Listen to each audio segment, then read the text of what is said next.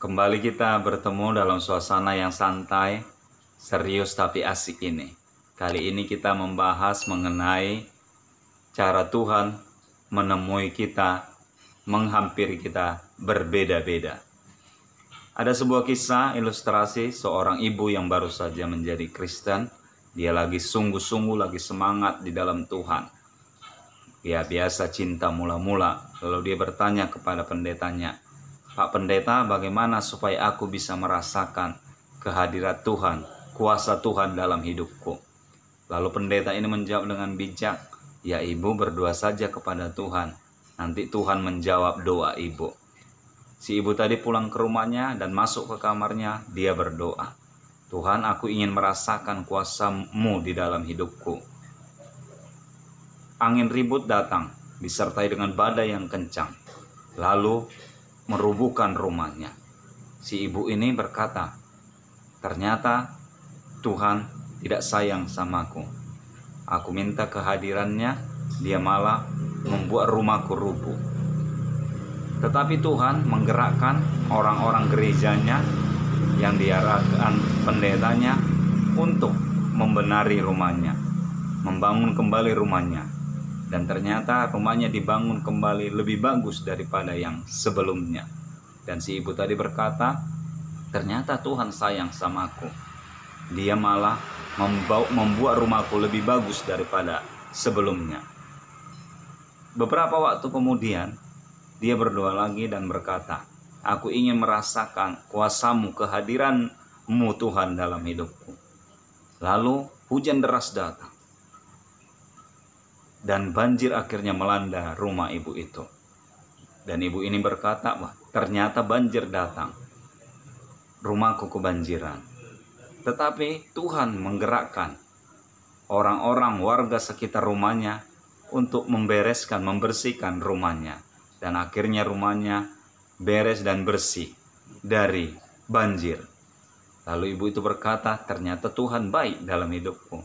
Dia tidak pernah membiarkanku." Di lain waktu, ibu ini berdoa lagi dan berkata, "Aku ingin benar-benar merasakan kuasa Tuhan menghampiri hidupku." Tapi kali ini Tuhan tidak menjawab dia dengan badai, angin yang kencang, atau hujan deras yang mengakibatkan banjir.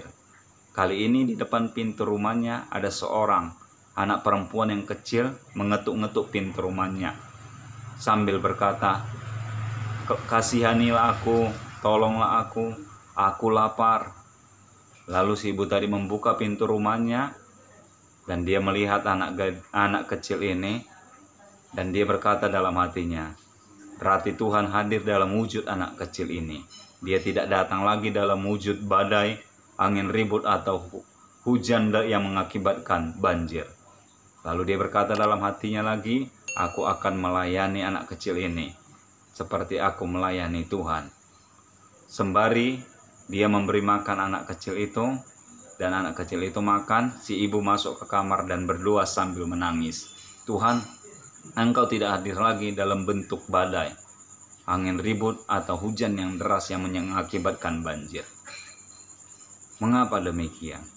Akhirnya dia selesai berdoa, dia ingin menemui anak perempuan itu lagi. Ternyata anak perempuan itu sudah tidak ada. Dia menemukan ada selembar surat di lantai. Lalu ibu ini membaca surat tersebut yang itu adalah jawaban dari Tuhan. Isinya seperti ini, "Aku tidak datang lagi dalam bentuk badai, angin ribut, atau hujan. Aku datang dalam wujud anak perempuan kecil, dalam hal-hal yang sederhana." Kenapa demikian? Karena aku tidak selalu hadir dalam bentuk-bentuk yang hebat, besar, dan dahsyat, tapi dalam kehidupan hal-hal yang sederhana, yang kadang-kadang dianggap remeh, dianggap sepele, dan dianggap hal-hal yang tidak berguna. Aku hadir, intinya aku ada dalam kehidupan setiap orang. Akhirnya si ibu tadi menangis, menyadari kesalahan selama ini, bahwa dia mengharapkan kehadiran Tuhan dalam hal-hal yang besar, dalam hal-hal yang hebat. Padahal sejatinya Tuhan hadir dalam hal-hal yang sederhana, hal-hal yang kecil, dan hal yang sepele. Umumnya dalam kehidupan manusia selalu mengharapkan kehadiran Tuhan, pertolongan Tuhan, penyertaan Tuhan hanya dalam perkara-perkara yang dahsyat, hebat, besar. Padahal sebenarnya Tuhan hadir dalam segala hal, baik kecil maupun besar. Dalam hal-hal sederhana, dalam hal-hal sepele. Karena sebenarnya Tuhan memang selalu hadir dalam hidup kita. Dia tidak pernah meninggalkan kita. Dia tidak pernah membiarkan kita. Dia selalu ada menyertai kita. Seperti di dalam Ibrani 13 ayat 5b berkata, demikianlah Allah berfirman, aku sekali-sekali tidak akan membiarkan engkau, dan aku sekali-sekali tidak akan meninggalkan engkau. Jadi Tuhan selalu bersama kita. Kita merasa sendiri, sebenarnya Tuhan ada bersama kita. Kita merasa lemah, sebenarnya Tuhan menguatkan kita. Jadi jangan pernah merasa ditinggalkan, apalagi dibiarkan. Karena Tuhan selalu menyertai kita. Semoga ini menginspirasi.